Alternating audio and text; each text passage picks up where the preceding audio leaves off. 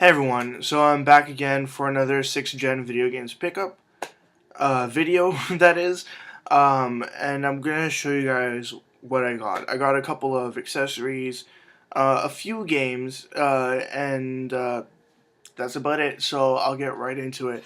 The first few things are just a couple of accessories. I found these at an EB Games. They were about $1 each, and the last two items were about $5 each. So first is the rechargeable battery pack for the Game Boy Advance. It did not have the charge cable with it, but I have one that fits, so it's fine. Next is the Xbox communicator. You would plug this into your original Xbox controller, and you'd stick your headset right in the top there, and yeah, it just controlled in-game chat and stuff like that. Next, for those of you that might remember, um, Wormlight. This is a Wormlight for a Game Boy Advance. This also was about 80 cents. I think closer to $1 with tax.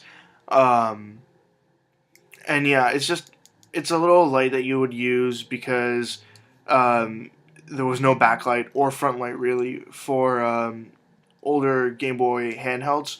So you needed this or some other light source to be able to even see the game you were playing.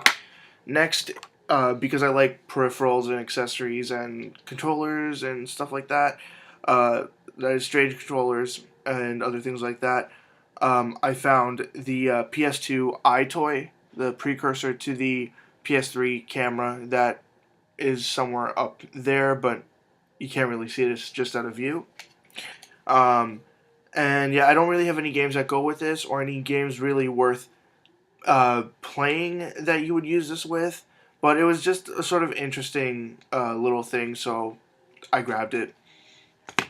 The last thing, now I know that for people who mod consoles, there's a method to use this item here to mod your PS2, but I don't do things like that, so I just bought it as something to add to the collection. Um, if you can see there, what I got is the PS2 hard drive. It was a 40 gigabyte hard drive, and it was at EB Games. This is just the box for it because I already installed it in my PS2, my fat PS2. Um, I did not pay $34.99 for this. They had it marked down for only $4.99, and I went ahead and bought it anyways. Even though I'm not entirely sure what it'll work with, I know that it was supposed to work with some Final Fantasy game. I think there was even a set that the hard drive came with the Final Fantasy game, but I honestly can't remember. And now for the games that I got. Sorry. First, I'm not sure if I actually showed this in a previous video, but it is a Pokemon mini game. It's Pokemon Pinball Mini. This was for one of Nintendo's smallest handhelds ever. I think actually it's the smallest portable console ever made. And it just played Pokemon themed games. I actually have that ordered as well, but it still hasn't come in the mail. This came from eBay, and I paid I think about $16 with it, with shipping for it. And it came from like Finland or something. The thing's region free anyway, so you can use games from wherever. Next up are two Dreamcast games. The first is disc only, but it is a half decent game. It's Mortal Kombat Gold, and I got it, if you can see there, for $5.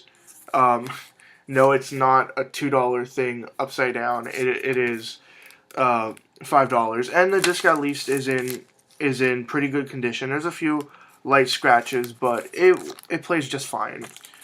And then the last game I got, also a Dreamcast game, a very good Dreamcast game actually, very hard to find also, and I actually traded towards this game because I did not have the money, nor would I want to ever pay the full price for this game.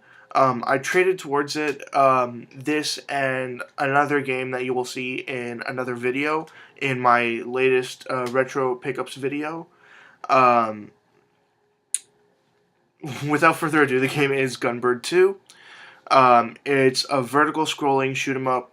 It's made by Capcom. It has characters from other Capcom video game series, and it just is one of the games that you have to have in your Dreamcast collection.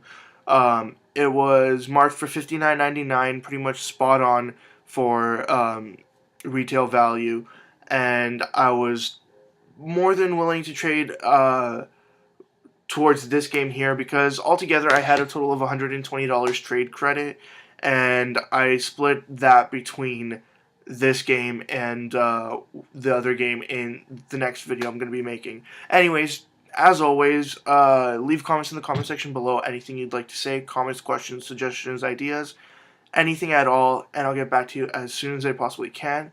And that's it. See ya.